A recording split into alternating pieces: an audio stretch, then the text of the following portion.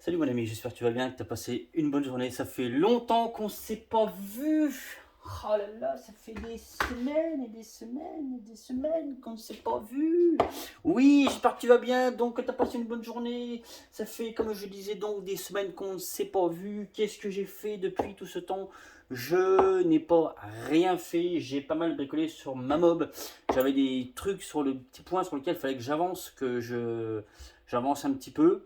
Des essais de pièces, des trucs, des machins, des bidules, des machins, des bidules, tout ça. Donc voilà.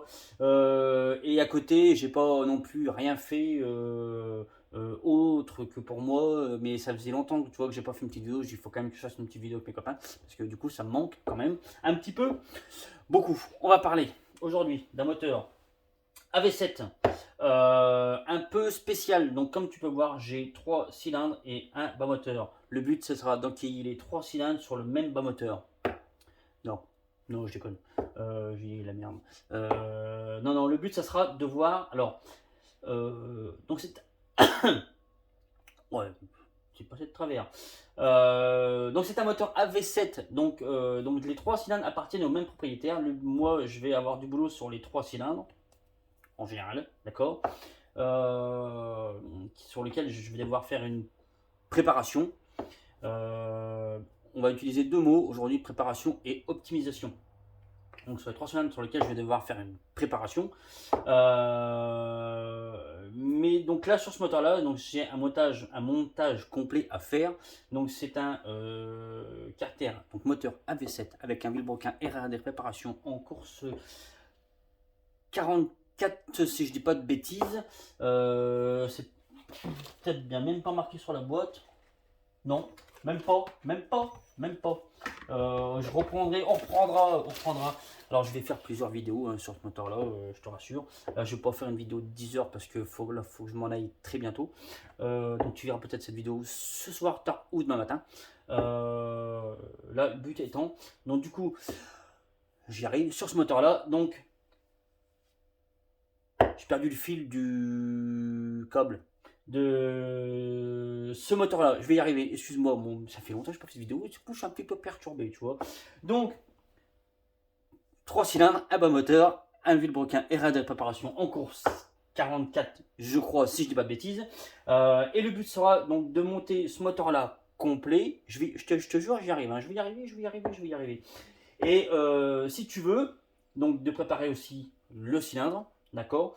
Mais ce qu'on va faire, c'est qu'on va essayer. Moi là, j'ai 3 cylindres, donc ces 2 cylindres là, le propriétaire les montrera lui sur ses moteurs. Hein. Il fera des Lego, comme il dit, il fera ses petits Lego, ses petits machins, il fera ses petits montages. Moi, il y a juste celui-là que je monte complètement. Mais le but est de choisir un de ces 3 cylindres pour monter sur ce moteur là. Pourquoi Si tu veux, alors je vais te prendre un exemple tout bête. Enfin, tout bête, je vais te prendre un exemple. D'accord. Dans le milieu du karting, tu as plusieurs, tu sais, catégories. Tu as les 160 m3, les 125, les machins, les petits, les grands, les 125 KZ, 125 Rotax, Rotax Max et Rotax Inter, par exemple.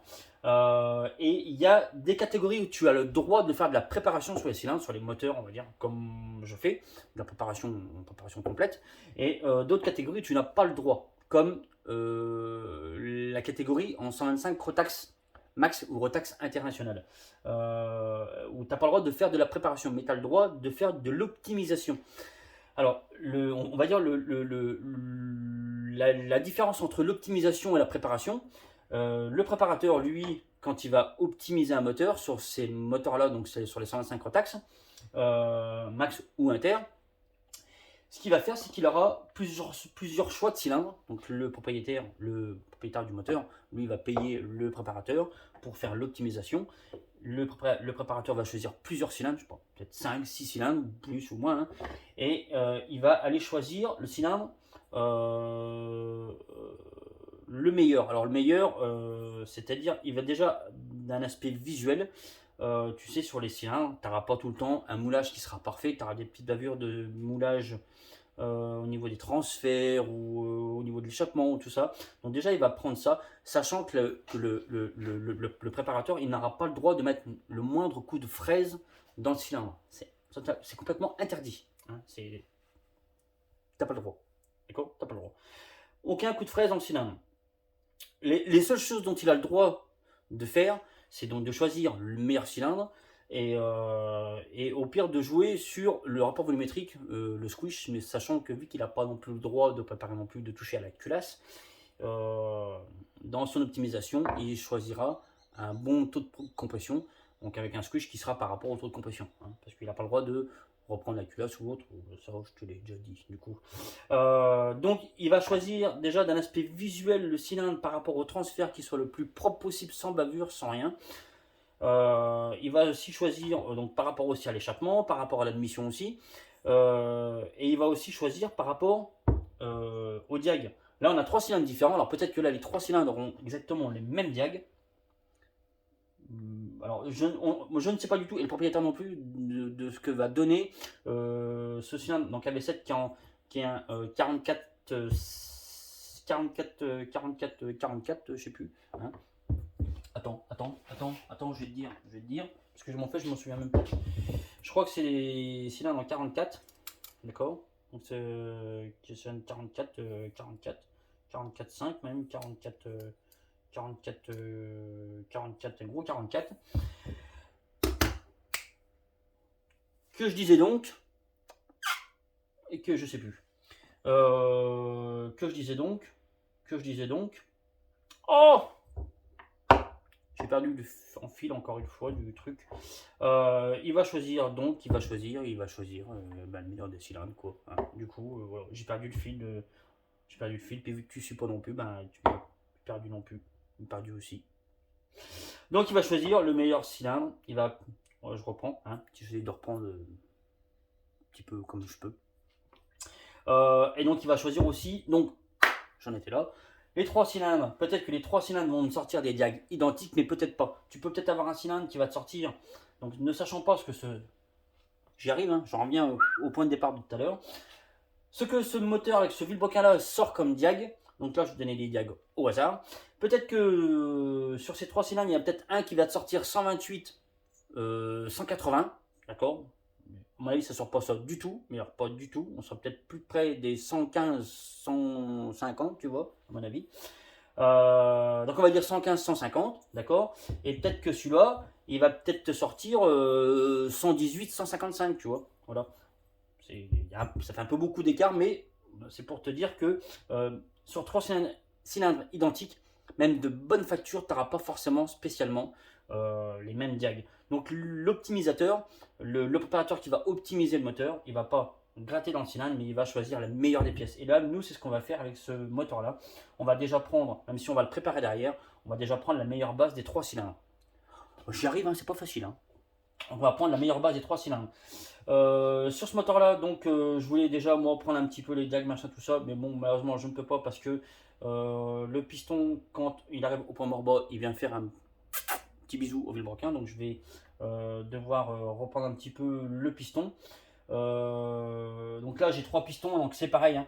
Là je peux déjà te dire, tu vois, sur celui-là, que bon, là, les transferts sont plutôt propres. Hein. L'échappement par exemple, tu vois, il est un peu comme ça, il est carrément de biais. L'échappement il est de biais. Celui-là, il est encore plus de biais. Il est pire. D'accord. Celui-là, il a encore plus de biais. Et alors, on va regarder celui-là. Il est un petit peu moins. Mais du coup, sur les 3, franchement, les 3 sont de biais en fait. Hein. Clairement, bon, celui-là, on n'en parle pas. Donc là, toi, je vais déjà devoir choisir entre ces deux-là. C'est peut-être celui-là qui sera le moins de biais entre les 3. D'accord. Je vais essayer de te montrer celui qui a le plus de biais pour vraiment que tu puisses voir.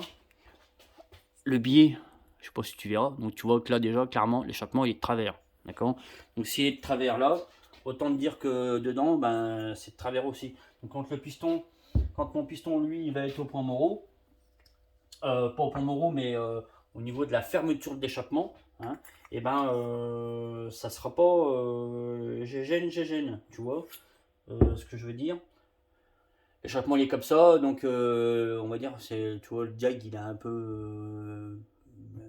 Il est pas bon quoi. L'échappement il est moyen. Voilà, alors autre chose. C'est des cylindres pas chers, hein. Clairement, c'est des cylindres pas chers, mais qui, bien montés, peuvent faire quand même un peu de borne, ils peuvent faire le job. C'est les moteurs, les cylindres Ersal, faut pas trop. Tu peux les préparer, mais pas trop. Sinon, tu es à peu près sûr qu'à un moment donné, ils te chient dans les pattes, hein. Clairement, là, on a clairement aussi un exemple. Tu vois, le piston, il est dedans. Je peux lâcher le piston, il se passe rien. Le piston, tu vois, il descend pas. C'est un exemple. C'est un exemple, tu vois. Alors que dans celui-là, bon, bah, tu vois, si là je le lâche, le piston, il descend. Parce que tu vois, là, le cylindre piston est meilleur qu'avec ce cylindre-là. Alors, au niveau du bas, de la jupe, surtout. Parce que toi, le piston, là, il est au milieu. Il n'y a pas de segment dedans, c'est pas de magie, hein, il descend pas, hein, d'accord. On va prendre aussi, tu vois, par exemple sur celui-là, bah, clairement, et ben, ça descend pas non plus. C'est un peu le problème des cylindres Ersal, c'est qu'au niveau des jupes, ils sont souvent serrés. Donc des fois, juste un coup d'eau noire suffit, mais sachant que tu auras forcément un jeu cylindre piston qui va être hyper serré. Voilà. Les cylindres Ersal, clairement, c'est ça. C'est à 95% des cylindres. C'est un jeu cylindre piston qui est un peu foireux. C'est ce qui fait aussi que très souvent, ce sont des moteurs qui chauffent beaucoup et qui demandent un temps de rodage énorme, hein. Donc tu peux passer des coups d'eau noire dedans autant que tu veux. À un moment donné, faut pas non plus enlever tout le nicazil, hein, parce que c'est pas le but. Faut juste faire des très bons rodages sur ces moteurs-là, parce que là, tu vois, clairement, celui-là, c'est pas montable. Il bouge pas le cylindre, le piston ne bouge pas, tu vois. Clairement, non, non. Donc déjà, celui-là, je pense qu'on va déjà le mettre de côté. Mais on va quand même prendre les diags, on va quand même mettre un coup d'eau noir du coup dans les 3 cylindres pour voir lequel lequel aura un jeu cylindre piston qui sera pas trop mal quand même, hein. Et parce que peut-être que celui-là, il aura des diags qui seront meilleurs que ceux-là. Le but après, donc dans ces cylindres-là, je vais faire une préparation, mais je ne vais pas non plus aller chercher à mettre des diags du futur, tu vois. Non, on va garder les diags un petit peu dans l'état d'origine dans lequel ils sont. On va surtout faire une belle mise au carré, peut-être un petit peu de convergence au transfert. Surtout mettre déjà une belle mise au propre, que le bas des transferts soit nickel, que le haut soit nickel, que ça soit droit, hein, parce que c'est pas non plus obligé que tu aies un transfert qui soit à 128 et son collègue derrière en face il soit à 125, tu vois. Donc voilà le but on va dire l'optimisation de ce moteur là, hein. C'est d'avoir un petit moteur un peu passe-partout, surtout coupleux parce qu'il va être monté avec un petit carburateur. Là je te fais pas mal de blabla, hein. Donc voilà un petit peu le but de ce moteur là. On va le faire en plusieurs vidéos. Déjà là je vais un peu couper. Pareil, on est sur des culasses neuves, hein, qui sont plutôt propres. Je sais pas d'où elles proviennent ces culasses. Je vais demander au proprio d'où elles proviennent. Elle est plutôt propre. Donc c'est pas non plus impossible que du coup il m'envoie une culasse pour ce moteur là. Une culasse radiale je crois. Ce qu'il m'a dit, hein. Tu me diras du coup ce que je me souviens plus de ce que tu m'as dit. Mais voilà. On va aussi regarder les plans de joint au niveau de culasse, au niveau de l'embose. Surtout de culasse, les Ersal, les Fouas, c'est pas ouf, hein. C'est pas ouf du tout. C'est aussi pour ça que peut-être des fois tu pètes un joint de culasse un peu trop rapidement sur ton cylindre sale, tu vois. Tu vois ce que je veux dire. Voilà. Ce qu'on va faire, c'est que soit je vais le prendre déjà comme ça, regarder, et puis peut-être le mettre aussi autour pour voir un petit peu dans quel état c'est. Parce que t'es pas non plus à l'abri que le truc il fasse. J'exagère un petit peu, mais ça fait ça. Tu vois. Que ça fasse ça, hein. C'est pas interdit. Là, comme ça, visuellement,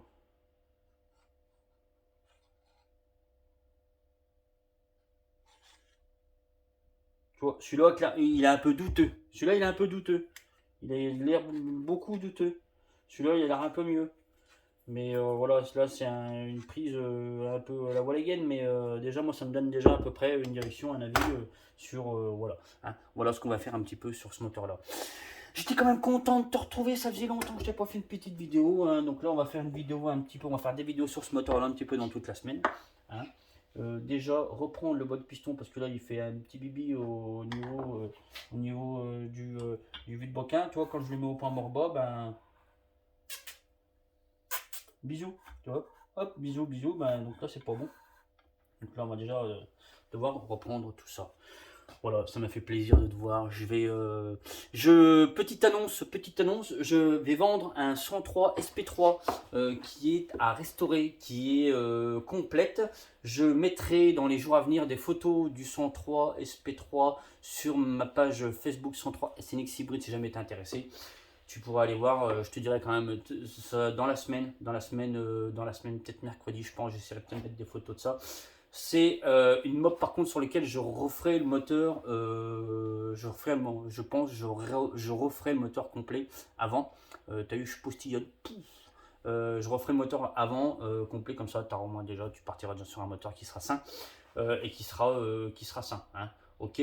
Par contre, la partie cycle sera à restaurer, mais c'est une mob qui est complète ou quasi complète. Voilà. 103 SP3, donc elle a des jantes à lisse, mais bon, je t'en dis pas plus, tu verras.